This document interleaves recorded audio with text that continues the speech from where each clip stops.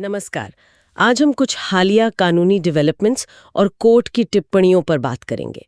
ये सीधे तौर पर वकीलों और जजों के काम से जुड़े हैं। जी हमारे पास हाई कोर्ट्स और सुप्रीम कोर्ट के कुछ दिलचस्प मामलों के रिपोर्ट्स हैं। हाँ, कुछ काफी अहम मामले हैं। मकसद यही है कि इन मामलों के जो खास पॉइंट्स हैं उनके असर और शायद कुछ चौंकाने वाली बातें भी समझे। बिल्कुल। शुरुआत करते हैं मध्य प्रदेश हाईकोर्ट की एक तीखी टिप्पणी से। वहां एक निचली अदालत के आदेश को न्यायिक कर्तव्य के त्याग का क्लासिक उदाहरण कहा गया है। तो चलिए इसी से शुरू करते हैं। हाँ, ये मामला काफी महत्वपूर्ण है। ये अदालती प्रक्रिया में निष्पक्षता और जजों की जिम्मेदारी पर आप कह सकते हैं रोशनी डालता है। अच्छा। मध्य प्रदेश हाईकोर्ट ने एक ट्रायल कोर्ट को फटकार लगाई। वजह क्योंकि उसने एक नॉन स्पीकिंग ऑर्डर जारी किया था, मतलब बिना कोई ठोस तर्क दिए। बिना तर्क वाला आदेश। यस। ये क्या था और किस संदर्भ में था? मतलब कोर्ट ने बिना कोई वजह बताए ही फैसला सुना दिया। ऐसा ही समझिए। ट्रायल कोर्ट ने कई अर्जियां खारिज कर दी थीं। इसमें सीपीसी के ऑर्डर 1 रूल 10 के तहत पार्टियों को बदलने की अर्जी भी थी। ओके। और वजह सिर्फ ये बताई गई कि अर्जी देने वाला पक्ष और उसका वकील कोर्ट में मौजूद नहीं थे। आदेश में कोई और कारण, कोई तर्क कुछ नहीं था। सिर्फ गैरहाजिरी की बिना पर अर्जियां खारिज। और इसी को हाईकोर्ट ने न्यायिक कर्तव्य का त्याग माना। बिल्कुल सही। देखिए, न्यायिक फैसलों में वजह बताना बहुत जरूरी है, खासकर तब जब किसी पार्टी के अधिकार उससे प्रभावित हो रहे हों, है ना? हाँ बिल्कुल। जस्टिस आलोक अवस्थी की बेंच ने साफ कहा कि आदेश में तर्क की भारी कमी है। सिर्फ ये कह देना कि पार्टी या वकील नहीं आए, ये कोई न्यायिक विवेक का सही इस्तेमाल नहीं है। और एक बात जो और भी अजीब थी, ट्रायल कोर्ट ने अपने आदेश में ये भी लिख दिया कि फाइलें अस्त-व्यस्त थीं। फाइलें अस्त-व्यस्त थीं, पर इसका अर्जियां खारिज करने से क्या लेना देना? ये तो मतलब कोर्ट के स्टाफ का काम हुआ ना? यही नुक्ता हाई कोर्ट ने भी उठाया। जस्टिस अवस्थी ने कहा कि फाइलों को सही रखना ये कोर्ट के स्टाफ की जिम्मेदारी है, पार्टी की नहीं। सही बात है। कोर्ट की फाइलें ठीक नहीं है, ये किसी की अर्जी खारिज करने का आधार तो बिल्कुल नहीं हो सकता। कोर्ट ने जोर दिया कि पार्टियों को सुनवाई का पूरा मौका मिलना चाहिए और आदेश हमेशा तर्कसंगत होने चाहिए। बिना तर्क के आदेश नहीं चलेगा। तो आखिरकार हाईकोर्ट ने किया क्या निर्देश दिया? हाई कोर्ट ने ट्रायल कोर्ट के उस 21 अप्रैल 2025 के आदेश को रद्द कर दिया, सीधा रद्द। ओके। और साथ ही निर्देश दिया कि याचिकाकर्ता को सुनवाई का मौका दिया जाए और फिर सभी लंबित अर्जियों पर 60 दिनों के अंदर मेरिट के आधार पर फैसला किया जाए। अच्छा, 60 दिन की समय सीमा भी दी? जी हाँ। ये केस परमेश्वरी डेवलपर्स प्राइवेट लिमिटेड बनाम सुरेश और अन्य एक तरह से निचली अदालतों के लिए कड़ा संदेश है कि प्रक्रियात्मक लापरवाही और बिना तर्क के आदेश वो बर्दाश्त नहीं किए जाएंगे, चाहे काम का बोझ कितना भी क्यों ना हो। प्रक्रिया की बात हो रही है तो सुप्रीम कोर्ट का एक और मामला है जो काफी ध्यान खींच रहा है। हाँ। इसमें सुप्रीम कोर्ट ने एक वकील द्वारा दर्ज कराई गई एफआईआर पर बहुत सख्त रवैया अपनाया है। मामला 1971 के एक सेल डीड की कथित जालसाजी का है, जिसकी एफआईआर आप सोचिए 2023 में दर्ज हुई। हाँ, और ये मामला अपने आप में बहुत असाधारण है। सुप्रीम कोर्ट ने इसे सीधे सीधे कानून की प्रक्रिया का दुरुपयोग, misuse of process of law का है। मिसयूज? हाँ। सोचिए, 50 साल से भी पुराने एक सेल डीड की जालसाजी के आरोप में एक वकील ने 71 साल की एक महिला के खिलाफ एफआईआर दर्ज करा दी। 50 साल पुराने मामले में एफआईआर? और उस महिला का उस सेल डीड से क्या ताल्लुक था? कुछ था भी? यही तो सबसे अहम सवाल था। सुप्रीम कोर्ट ने पाया कि वो महिला ना तो उस डीड की विक्रेता थी, ना खरीदार, ना ही कोई गवाह। अच्छा। और ना ही उसे उस डीड से कोई फायदा मिला था। मतलब उसका उस लेन देन से दूर दूर तक कोई वास्ता नहीं था। अविश्वसनीय। इसके बावजूद इलाहाबाद हाईकोर्ट ने उस महिला की अग्रिम जमानत याचिका खारिज कर दी थी। क्या हाईकोर्ट ने खारिज कर दी थी? सुप्रीम कोर्ट ने इस पे क्या कहा? सुप्रीम कोर्ट ने बहुत कड़े शब्दों का इस्तेमाल किया। जस्टिस सूर्यकांत, जस्टिस उज्जवल भुइया और जस्टिस एन.के. सिंह की बेंच थी। उन्होंने कहा कि यह बेहद दुर्भाग्यपूर्ण है कि हाईकोर्ट ने तर्कहीन रूप से और लापरवाही से जमानत याचिका खारिज कर दी। कोर्ट ने इस बात पर गहरी हैरानी जताई कि भाई, इतने पुराने मामले में वो भी एक वकील के जरिए एफआईआर कैसे दर्ज हो गई और एक ऐसी बुजुर्ग महिला को आरोपी बना दिया गया जिसका कोई लेना ही देना ही नहीं था। तो सुप्रीम कोर्ट ने क्या कदम उठाए? सिर्फ टिप्पणी की या कोई एक्शन भी लिया गया? नहीं, एक्शन भी लिया। कोर्ट ने फौरन महिला की गिरफ्तारी पर रोक लगा दी, इंटरिम प्रोटेक्शन। अच्छा। साथ ही जो शिकायतकर्ता वकील थे, जो शायद पेश होने से बच रहे थे, उनके खिलाफ जमानती वारंट जारी किया और चेतावनी भी दी कि अगर वो नोटिस लेने में आनाकानी करते हैं तो फिर गैर जमानती वारंट जारी होगा। वकील के खिलाफ वारंट? जी। कोर्ट ने वकील से ये भी पूछा कि उन पर भारी जुर्माना, मतलब एग्जेम्पलरी कॉस्ट, क्यों ना लगाया जाए और इतना ही नहीं, संबंधित एसएचओ को कारण बताओ नोटिस जारी किया कि क्यों ना इस पूरी कार्यवाही को ही रद्द कर दिया जाए। पूरी कार्यवाही को? हाँ, क्योंकि ये पहली नजर में ही प्राइमा फेसी कानून की प्रक्रिया का खुला दुरुपयोग लग रहा था। ये तो वाकई गंभीर मामला है। बिल्कुल, ये मामला सिर्फ एक एफआईआर रद्द करने का नहीं है, ये कानूनी पेशे के सदस्यों द्वारा अपनी हैसियत के संभावित दुरुपयोग पर भी सवाल उठाता है और अदालतों, खासकर हाई कोर्ट्स द्वारा जमानत अर्जियों पर विचार करते समय कितनी सावधानी बरतनी चाहिए इस पर भी। सही कहा। सुप्रीम कोर्ट पहले भी कई बार हाई कोर्ट्स के जमानत देने या न देने के तौर तरीकों पर चिंता जता चुका है। ये केस उषा मिश्रा बनाम उत्तर प्रदेश राज्य वकीलों और जजों दोनों के लिए एक जरूरी सबक है कि प्रक्रिया का दुरुपयोग बर्दाश्त नहीं किया जाएगा। न्याय की प्रक्रिया और उसके इंसानी पहलू की बात करें तो एक और मामला है वाहिद शेख का। हाँ, वाहिद शेख। उन्हें 2006 के Mumbai serial bomb blast case में 9 साल जेल में बिताने के बाद बरी किया गया था और अब वो मुआवजे की मांग कर रहे हैं। जी हाँ, वाहिद शेख ने 9 साल तक उनके मुताबिक गलत तरीके से जेल में रखे जाने और हिरासत में दी गई यातनाओं के एवज में 9 करोड़ रुपए के मुआवजे की मांग की है।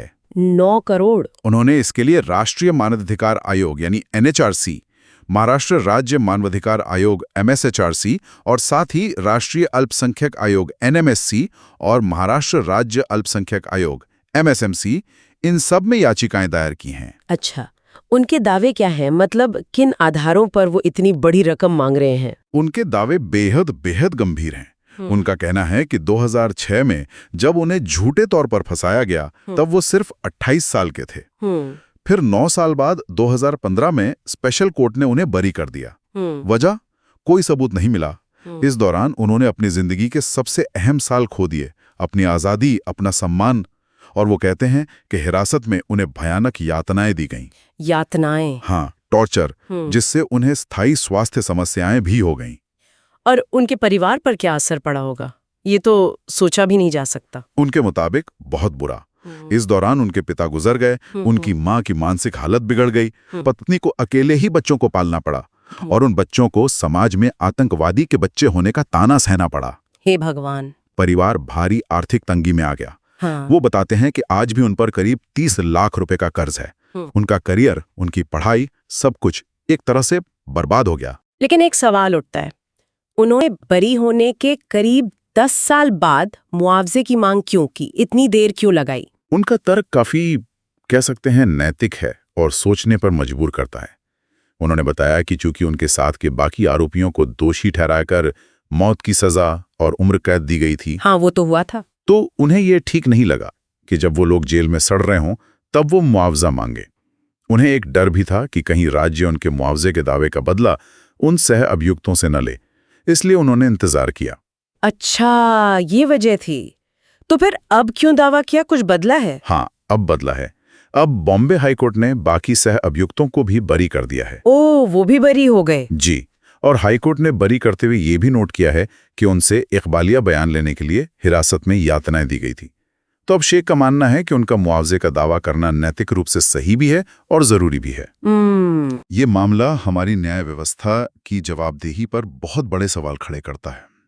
गलत गिरफ्तारी, हिरासत में यातना, इसके दूरगामी परिणाम क्या होते हैं? और क्या सिर्फ बरी हो जाना ही काफी है? उस खोए हुए समय, उस पीड़ा की भरपाई कैसे हो? ये इस केस का, आप कह सकते हैं, केंद्रीय प्रश्न है। बिल्कुल। कानूनी व्याख्याओं की बारीकियों पर आते हैं। सुप्रीम कोर्ट ने हाल ही में पॉक्सो एक्ट को लेकर एक अहम स्पष्टीकरण दिया है। ये यौन अपराधों के मामलों में काफी मायने रखता है ना? हाँ, बिल्कुल। ये फैसला दिखाता है कि यौन अपराधों से जुड़े कानूनों की कितनी सटीक, कितनी नुकीली व्याख्या जरूरी है। सुप्रीम कोर्ट ने साफ किया कि किसी नाबालिग, इस केस में 12 साल से कम उम्र की बच्ची थी, उसके प्राइवेट पार्ट्स को सिर्फ छूना, हाँ, सिर्फ छूना, बिना किसी पेनिट्रेशन के, वो आईपीसी की धारा 375, 376 AB के तहत रेप या पॉक्सो एक्ट की धारा 6 के तहत पेनिट्रेटिव सेक्सुअल असॉल्ट यानी भेदक यौन हमला नहीं माना जाएगा। अच्छा, अगर वो रेप या पेनिट्रेटिव सेक्सुअल असॉल्ट नहीं है तो फिर कानून की नजर में ये क्या है? मतलब कोई अपराध तो है? हाँ, अपराध तो है और गंभीर अपराध है। कोर्ट ने कहा कि ऐसा करना पॉक्सो एक्ट की धारा 9M के तहत गंभीर यौन हमला एग्रीवेटेड सेक्सुअल असॉल्ट माना जाएगा। गंभीर यौन हमला? और साथ ही आईपीसी की धारा 354 के तहत महिला की लज्जा भंग करना, outraging the modesty of a woman भी। देखिए, पॉक्सो एक्ट की धारा 7 कहती है कि बिना पेनिट्रेशन के नाबालिग के प्राइवेट पार्ट्स को छूना सेक्सुअल असॉल्ट है, और अगर पीड़िता 12 साल से कम उम्र की है तो ये गंभीर यानी एग्रीवेटेड सेक्सुअल असॉल्ट बन जाता है। ये फैसला किस केस में आया और कोर्ट इस नतीजे पर पहुंचा कैसे? क्या सबूत थे सामने? ये फैसला लक्ष्मण जांगड़े बनाम छत्तीसगढ़ राज्य केस में आया है। जस्टिस एहसानुद्दीन अमानुल्लाह और जस्टिस जॉय माल्या बागची की बेंच थी।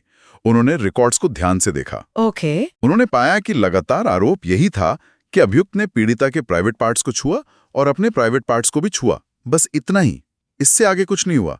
पीड़िता के बयान या मेडिकल रिपोर्ट में कहीं भी पेनिट्रेशन का जिक्र नहीं था, कोई ऐसा सबूत नहीं था। अच्छा, मतलब पेनिट्रेशन का कोई सबूत नहीं मिला। बिल्कुल। इसलिए कोर्ट ने माना कि ट्रायल कोर्ट और हाई कोर्ट का जो पेनिट्रेटिव सेक्सुअल असॉल्ट का निष्कर्ष था वो सबूतों के आधार पर सही नहीं था। सबूत जो थे वो आईपीसी की धारा 375 या पोक्सो एक्ट की धारा 3C जो पेनिट्रेटिव सेक्सुअल असॉल्ट को परिभाषित करती है, उसके दायरे में नहीं आते थे। तो इस तकनीकी अंतर के आधार पर क्या सजा में भी बड़ा बदलाव आया? हाँ, बिल्कुल। दोषी सिद्धि को बदला गया। अभियुक्त को आईपीसी की धारा 376A-B और पोक्सो की धारा 6 के तहत सजा मिली थी पहले, है ना? हाँ। उसे बदलकर अब आईपीसी की धारा 354 और पोक्सो की धारा 10 जो गंभीर यौन हमले की सजा तय करती है, उसके तहत दोषी ठहराया गया। और सजा कितनी कम हुई? सजा भी काफी कम हुई। 20 साल की कठोर कैद थी पहले, उसे घटाकर आईपीसी 354 के तहत 5 साल और पोक्सो 10 के तहत 7 साल कर दिया गया। ये दोनों सजाएं साथ-साथ चलेंगी। ठीक है। हाँ, वो जो 50,000 रुपए का जुर्माना था वो बरकरार रखा गया है और वो पीड़िता को मुआवजे के तौर पर दिया जाएगा। ये फैसला इस बात पर जोर देता है कि आरोपों को सबूतों में मौजूद विशिष्ट कृत्यों से मिलाना कितना जरूरी है। कानून की सटीक व्याख्या और उसका सही इस्तेमाल खासकर यौन अपराधों जैसे संवेदनशील मामलों में न्याय सुनिश्चित करने के लिए बेहद अहम है। ये जजों और वकीलों दोनों के लिए एक तरह की गाइडलाइन है कि आरोपों का मूल्यांकन करते समय सबूतों की बारीकी से जांच होनी चाहिए। बिल्कुल। अब एक ऐसे मामले पर आते हैं जो कानूनी होने के साथ साथ काफी विवादास्पद भी है। दिल्ली हाई कोर्ट में एक जनहित याचिका यानी PIL दायर हुई है। हाँ, मैंने पढ़ा इसके बारे में। इसमें तिहाड़ जेल से 2 कब्रों को हटाने की मांग की गई है। जी, ये याचिका विश्व वैदिक सनातन संघ नाम के एक संगठन ने दायर की है और इसमें मांग की गई है कि तिहाड़ जेल परिसर से मोहम्मद मकबूल भट्ट और मोहम्मद अफजल गुरु की कब्रों को हटाया जाए। हाँ। इन दोनों को आतंकवाद से जुड़े अपराधों में फांसी दी गई थी। याचिका में ये भी कहा गया है कि अगर हटाया न जाए तो उनके अवशेषों को कानून के मुताबिक किसी गुप्त जगह पर शिफ्ट किया जाए ताकि याचिकाकर्ता के अनुसार आतंकवाद का महिमा मंडन रोके और जेल परिसर का गलत इस्तेमाल न हो। अच्छा, याचिकाकर्ता के मुख्य तर्क क्या हैं? मतलब किस आधार पर वो इन कब्रों को हटाने की बात कर रहे हैं? याचिकाकर्ता के कई तर्क हैं। पहला, उनका कहना है कि ये कब्रें दिल्ली जेल नियम 2018 का उल्लंघन है। अच्छा। कैसे? ये नियम कहते हैं कि फांसी दिए गए कैदियों के शवों का निपटारा ऐसे तरीके से हो जिससे उनका महिमा मंडन न हो सके और जेल का अनुशासन और सार्वजनिक व्यवस्था बनी रहे। याचिका में दावा किया गया है कि इन कब्रों की वजह से तिहाड़ जेल कट्टरपंथियों के लिए तीर्थ स्थल जैसा बन गया है। तीर्थ स्थल? हाँ, याचिका में ऐसा कहा गया है कि कथित तौर पर चरमपंथी तत्व इन आतंकवादियों का सम्मान करने वहां आते हैं। और क्या कानूनी आधार बताए गए हैं? क्या सिर्फ जेल नियमों का ही हवाला है? नहीं, और भी हैं। याचिका में यह भी कहा गया है कि ये कब्रें राष्ट्रीय सुरक्षा और सार्वजनिक व्यवस्था के लिए खतरा हैं, आतंकवाद को महिमा मंडित करती हैं और ये संविधान के धर्मनिरपेक्षता और कानून के शासन के सिद्धांतों के खिलाफ हैं। याचिकाकर्ता ने jail act 1894, Delhi jail manual, Delhi Nagar Nigam act यानी DMC एक्ट और दिल्ली मास्टर प्लान 2021 का भी हवाला दिया है। उनका कहना है कि ये कानून जेल परिसर में किसी भी तरह के धार्मिक ढांचों, कब्रों या मज़ारों की इजाजत नहीं देते। अच्छा, मतलब कई कानूनों का हवाला है। जी। याचिकाकर्ता ने अजमल कसाब और याकूब मेमन के दफन के तरीकों से तुलना भी की है और एक दावा स्वास्थ्य संबंधी जोखिम का भी किया गया है। ठीक है। यहाँ ये समझना महत्वपूर्ण है कि हम सिर्फ याचिका में दिए गए तर्कों को बता रहे हैं। याचिकाकर्ता ने विशिष्ट कानूनी प्रावधानों का हवाला दिया है जिनका उनके मुताबिक उल्लंघन हो रहा है। हाँ, ये तो याचिकाकर्ता का पक्ष है। बिल्कुल। अब कोर्ट को इन कानूनी तर्कों की जांच करनी होगी और जनहित, सुरक्षा चिंताएं, नियमों का पालन, इन सब के बीच एक संतुलन बनाना होगा। ये मामला विश्व वैदिक सनातन संघ बनाम भारत संघ और अन्य दिखाता है कि कैसे सुरक्षा, सार्वजनिक व्यवस्था और इस तरह के संवेदनशील मुद्दे जनहित याचिकाओं के जरिए अदालतों के सामने आते हैं। याचिकाकर्ता के वकील वरुण कुमार सिन्हा हैं। तो आज की इस पूरी चर्चा के बाद क्या खास बातें सामने आती हैं? इन सब मामलों का निचोड़ क्या है एक तरह से? देखिए, आज हमने कई तरह के मामले देखे, अदालती जवाबदेही से लेकर कानूनी प्रक्रियाओं के मानवीय असर तक, कानूनों की व्याख्या में जरूरी स्पष्टता से लेकर तिहाड़ कब्रों वाली PIL जैसे विवादास्पद कानूनी चुनौतियों तक। हाँ, काफी अलग अलग तरह के मामले थे। मध्य प्रदेश हाई कोर्ट का मामला हमें प्रक्रियात्मक सख्ती और तर्कपूर्ण फैसलों की अहमियत याद दिलाता है। सुप्रीम कोर्ट का वो वकील वाली FIR का मामला कानून के दुरुपयोग और कमजोर लोगों की सुरक्षा पर जोर देता है ना। हाँ, बिल्कुल। वाहिद शेख का मुआवजा मामला वो गलत सजा के गहरे जख्मों और सिस्टम की जवाबदेही पर रोशनी डालता है। पॉक्सो मामले में सुप्रीम कोर्ट का फैसला कानून की सटीक व्याख्या की जरूरत को रेखांकित करता है। सही। और ये जो तिहाड़ कब्रों वाली PIL है, वो दिखाती है कि कैसे जटिल सामाजिक और सुरक्षा से जुड़े मुद्दे कानूनी रास्ते से अदालतों तक पहुंचते हैं। हाँ, ये सभी मामले न्यायपालिका के सामने जो लगातार चुनौतियां बनी रहती हैं उनको उजागर करते हैं। प्रक्रिया का पालन करना और असल न्याय देना, इसके बीच संतुलन साधना हमेशा एक चुनौती रहती है। बिल्कुल। ये मामले दिखाते हैं कि न्यायपालिका को प्रक्रिया की बारीकियों, अपने फैसलों के परिणामों, कानूनों की सही समझ और समाज के मुश्किल सवालों से लगातार जूझना पड़ता है। इसमें निरंतर सतर्कता और संवेदनशीलता दोनों की जरूरत है, न्याय और उचित प्रक्रिया बनाए रखने के लिए। और हमारे श्रोताओं के लिए एक सोचने वाली बात छोड़ जाते हैं। इन मामलों को देखते हुए क्या कभी ऐसा होता है कि कानून की प्रक्रिया का सख्ती से पालन करते करते हम असल न्याय से दूर हो जाते हैं, खासकर जब किसी की जिंदगी, इज्जत और सालों का वक्त दांव पर लगा हो? प्रक्रिया और न्याय के बीच संतुलन कैसे साधा जाए, इस पर विचार जरूर किया जा सकता है।